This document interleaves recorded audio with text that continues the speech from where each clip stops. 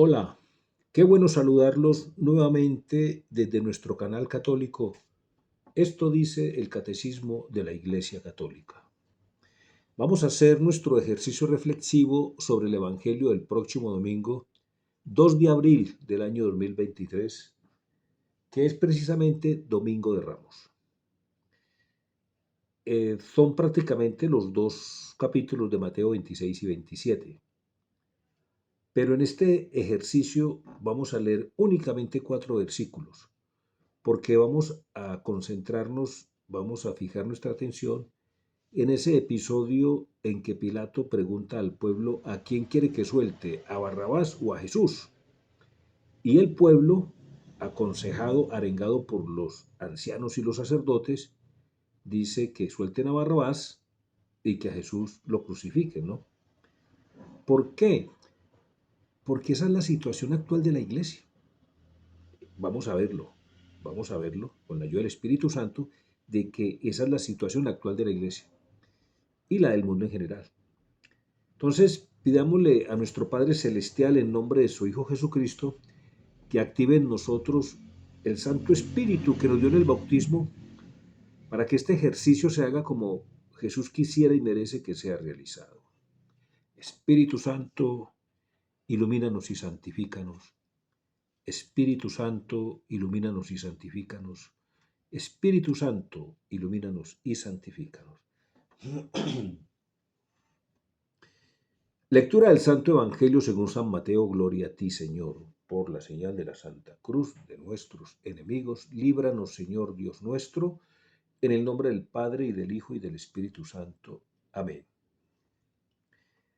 Pero los sumos sacerdotes y los ancianos persuadieron a la gente para que pidiese la libertad de Barrabás y la muerte de Jesús. Así, cuando el procurador les dijo: ¿a cuál de los dos queréis que os suelte? Respondieron: a Barrabás. Pilato les preguntó: ¿y qué voy a hacer con Jesús, el llamado el Cristo? Respondieron todos: sea crucificado. Palabra del Señor. Gloria a ti, Señor Jesús. En el nombre del Padre, y del Hijo, y del Espíritu Santo. Amén. Se presentan dos mesianismos, ¿no? Se presentan dos mesianismos. Un mesianismo netamente humano, ¿no? O sea, un mesianismo sin Dios, y un mesianismo cristiano, ¿no? El pueblo, el pueblo aconsejado por los guías de turno, como eran los ancianos y los sacerdotes, pues optan por el mesianismo netamente humano, o sea, por el mesianismo diabólico, satánico, porque, como lo dijo muy bien nuestro querido Papa recién fallecido Benedicto XVI, la política sin Dios es un culto al diablo. Y en el contexto de lo que él dijo, pues la política, la palabra política abarca todo el quehacer humano, el quehacer humano, ¿de acuerdo? Entonces, veamos cómo el mesianismo que representa Barrabás es un mesianismo humano, es un puro humanismo, ¿no? Es humanismo. Es una solución aparente a los problemas que padecía el pueblo de Israel en ese momento, que ni más ni menos son los problemas que padece ahora la humanidad. ¿Por qué? ¿Qué está pidiendo el pueblo de Israel, los judíos que están pidiendo a gritos? Están pidiendo la paz, porque ellos no tienen paz, ellos no tienen libertad, ellos no pueden hacer lo que quieran, ¿no? Pero resulta que no hay guerra más horrible, no hay guerra más horrible que una paz fuera de Dios. Nosotros los colombianos lo hemos experimentado en carne propia, ¿no? La paz que se firmó con el presidente Santos fue una paz sin Dios. Y la prueba es que hoy por hoy, después de haber firmado la paz, se vive una guerra hasta peor que la anterior. La paz no se ha visto, porque es una paz fuera de Dios. Y ya lo dijimos, No hay guerra más horrible que la paz fuera de Dios. No hay opresión más grande, ojo, no hay opresión más grande que una libertad fuera de Dios. No, no hay opresión más grande que una libertad fuera de Dios. No hay pobreza más grande que una riqueza fuera de Dios. Por eso ese mesianismo netamente humano, mesianismo diabólico, es una solución aparente a todos los problemas. Ojo, solución aparente, ¿no? Ya Jeremías lo dijo, maldito el hombre que confía en otro hombre, ¿cierto? Muy bien. Todo esto, digamos, que ha acompañado a la humanidad siempre, siempre, siempre. La humanidad con problemas y el querer buscar la solución fuera de Dios. Y las consecuencias han sido, son y seguramente serán nefastas por buscar soluciones fuera de Dios.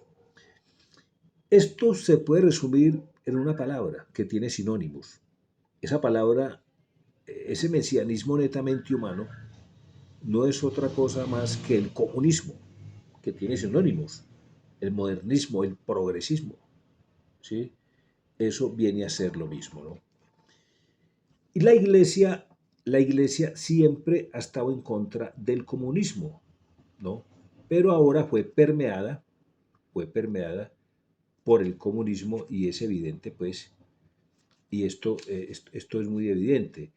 El numeral 24-25 del catecismo, que voy a leerlo a continuación, sus primeras líneas, dice así: la Iglesia ha rechazado las ideologías totalitarias y ateas asociadas en los tiempos modernos al comunismo o socialismo, numeral 24-25 del catecismo, ¿no?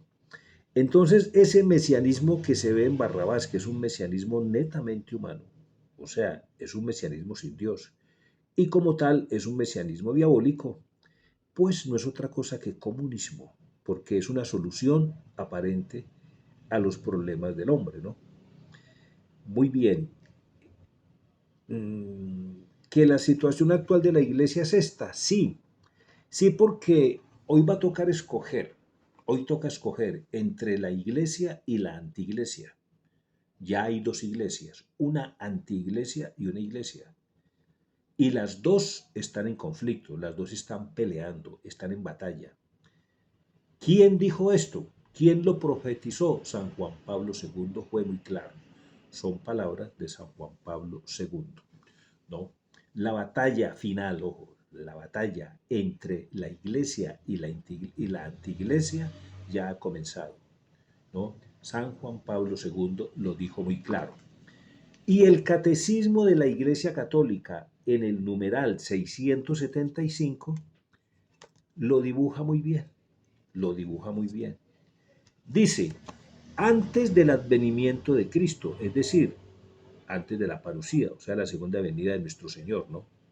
La Iglesia deberá pasar por una prueba final que sacudirá la fe de muchos creyentes, ¿no? La persecución que acompaña a su peregrinación sobre la tierra develará el misterio de iniquidad bajo la forma de una impostura religiosa que proporcionará a los hombres una solución aparente a sus problemas mediante el precio de la apostasía de la verdad. La impostura religiosa suprema es la del anticristo, es decir, la de un pseudo-mesianismo en que el hombre se glorifica a sí mismo colocándose en el lugar de Dios y de su Mesías venido en carne. Miremos qué está pasando en nuestra querida iglesia en este momento. Ya dijimos que había una antiiglesia y una iglesia. Es muy evidente. Hay una antiiglesia ha cortado ya con la tradición, con la revelación. Hay una antiiglesia que ha cortado con la revelación. Así como Dios es trino y único. ¿Qué quiere decir esto? Que es un solo Dios, pero tres personas lo conforman. De la misma manera, la revelación es una sola, pero tiene sus tres fuentes, ¿no? La revelación es una sola, porque es Dios quien se revela. Pero al ser trino tiene tres fuentes. Una en orden al Padre, una en orden al Hijo y otra en orden al Espíritu Santo. Es decir, las Sagradas Escrituras, la Santa Tradición y el Magisterio de la Iglesia, ¿no? La antiiglesia ha roto con la tradición, es decir, con sus tres fuentes. La antiiglesia, la iglesia comunista, la iglesia modernista, la iglesia progresista, que es lo mismo, no quiere saber nada. No quiere saber nada de Sagradas Escrituras, no quiere saber nada de la santa tradición, no quiere saber nada del magisterio de la iglesia, ¿no? La iglesia alemana es muy clara, es muy clara. Ella abiertamente, ella abiertamente se manifiesta ya en ruptura con la tradición, con la revelación, eh, se- una ruptura abiertamente con la tradición en sus tres fuentes, ¿no? La iglesia alemana desconoce las escrituras, desconoce la santa tradición y desconoce el magisterio. Pero no es solo la iglesia alemana, y está también la iglesia de Bélgica, ¿no? Eh, Parte de la iglesia de Estados Unidos, ¿no? En Francia ya empiezan a sentirse coqueteos con las determinaciones que tomó la iglesia alemana. Lo mismo con los suizos. Ya empiezan los coqueteos. O sea, esto es un tumor que pareciera que empieza a hacer metástasis, ¿no? Un tumor maligno que empieza a hacer metástasis, ¿no? Es gravísimo las declaraciones del obispo de Bélgica, Joan Binot, ¿no? Ya no es un secreto, ya esto se ha publicado abiertamente, las declaraciones de Joan Binot. ¿Qué dice el obispo de Bélgica? Es decir, ¿qué dicen los obispos? Los obispos de Bélgica en la voz, en la cabeza de Joan Binot. ¿Qué dicen? Nosotros ya llevamos tiempo bendiciendo las parejas homosexuales, ¿no? Y esto con el visto bueno del Papa. Esto es gravísimo. ¿Cómo así? Sí, porque en la visita a Límina que hicimos en el año pasado, en noviembre, ¿no? En septiembre, pues, le dijimos al Papa que nosotros bendecíamos las parejas homosexuales y él dijo, todos están de acuerdo, todos caminan juntos, ojo lo que dijo, todos caminan juntos, ellos dijeron, sí, todos estamos de acuerdo, todos lo consentimos. Y dijo, entonces, háganlo, si todos están de acuerdo, háganlo, ni más ni menos, ni más ni menos. Esas son las declaraciones del obispo Joan Binot, eh, arzobispo de Amberes, de Bélgica, ¿no? Entonces, eso es gravísimo, porque entonces, a ver, está ocurriendo lo que dice acá el versículo, el versículo que acabamos de leer, el versículo 20 del capítulo 27. Pero los sumos sacerdotes y los ancianos persuadieron a la gente para que pidiese la libertad de Barrabás y la muerte de Jesús, ¿no? Estos obispos que van en contra de la sana doctrina de la Iglesia Católica están optando por un mesianismo netamente humano, un mesianismo sin Dios, o sea, un mesianismo diabólico, ¿sí? Porque la política sin Dios, los actos, el quehacer humano sin Dios es un culto al diablo, ¿de acuerdo? Ya vimos, ya vimos cómo en Estados Unidos el cardenal McElroy dice abiertamente, la iglesia tiene que enseñar la ideología de género y tiene que aceptar y bendecir las parejas homosexuales porque la Biblia carece de bases científicas. Señor, ¿quién le dijo a este obispo que la Biblia era un libro científico? La Biblia es un libro espiritual, ¿no?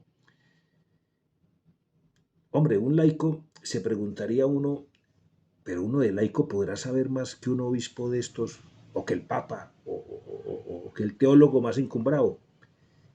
Pero la tranquilidad es que Jesús lo dijo en el Evangelio. Te doy gracias, Padre, porque ocultaste estas cosas a los sabios y entendidos y las revelaste a los sencillos, a los pequeños. Los laicos que creemos en el Señor, que creemos que el Señor está en la hostia consagrada, que vamos a misa todos los días y que nos preocupamos por seguir a Jesús, por hacer su santa voluntad, ¿no? Esos son los pequeños a los que se refiere el Señor. Y no se necesita ser un gran teólogo ni un gran místico para entender de que parte del oficialismo católico está a favor de la antiiglesia, porque son muchos los obispos, ¿no? Son muchos los obispos que están abogando porque se bendigan parejas homosexuales o parejas irregulares, ¿no? O sea, contradiciendo abiertamente las tres fuentes de la revelación, contradiciendo a Dios, ¿no? Entonces nosotros tenemos que decidirnos. Jesucristo blindó a su iglesia, ¿no? A la única iglesia que fundó Cristo, ¿no? Y fuera de esta iglesia no hay salvación. Y tenemos que seguir en esta iglesia. No nos podemos bajar de este barco, porque fuera de este barco que se llama Iglesia Católica no hay salvación, ¿no? Jesucristo fue muy claro, los poderes del infierno no prevalecerán contra ella. Y el numeral 1128 del Catecismo es muy claro. El poder del sacramento no depende de la dignidad del ministro que lo administra, porque es Cristo mismo quien actúa en él. Es Cristo quien bautiza, Cristo quien absuelve, etcétera, etcétera. Entonces la iglesia es un sacramento de Cristo, ¿no? El oficialismo católico que lo administra, ¿no? La iglesia no depende de la dignidad del oficialismo católico, porque es Cristo mismo quien actúa, ¿no? Entonces, porque unos obispos van en contra de la sana doctrina de la iglesia, ¿no? No quiere decir que la iglesia se esté acabando, sí, va a sufrir, pero la voluntad de Dios es que la iglesia llegue hasta el final. Y Jesús lo dice, el que persevere hasta el final, ese se salvará. Entonces la invitación aquí es a apoyar nuestra querida iglesia católica, la iglesia fiel, la iglesia que está acorde con la revelación en sus tres fuentes, las Sagradas Escrituras, tradición y magisterio, a apoyar esta iglesia, a quererla, a ayudarla. ¿Sí? ¿Sí? ¿Cuáles son los verdaderos amigos de la iglesia? Los que nos enteramos de lo que está pasando y los que denunciamos, los que hablamos, los que decimos, esto está pasando, esto está ocurriendo. Esos son los verdaderos amigos de la iglesia, pero los desentendidos, a los que les importa nada lo que está pasando en la iglesia, esos son los enemigos de la iglesia. ¿Sí? No, los que denunciamos y decimos está pasando esto y esto y esto, esos son los verdaderos amigos de la iglesia y los verdaderos amigos de Cristo. ¿Sí? Pidámosle al Señor que nos dé la gracia grande de que en todo tiempo y lugar seamos iglesia fiel a Cristo, ¿no? Que así bajara un ángel del cielo, como dice San Pablo, a predicarnos lo contrario a lo que dicen las Sagradas Escrituras, la Santa Tradición o el Magisterio, digámosle, no, angelito, qué pena con usted muy bonito y todo, pero no, señor, no, señor, es lo que está escrito. Es lo que está escrito, porque así le dijo nuestro Señor al demonio en el desierto. Es lo que está escrito. ¿Qué está escrito? ¿Qué está escrito? ¿Qué está escrito? Entonces, ciñámonos a lo que está escrito y no nos dejemos engañar. Despertemos y amemos, ayudemos y pidámosle a Dios por la iglesia fiel de Cristo. Pidámosle por el Papa para que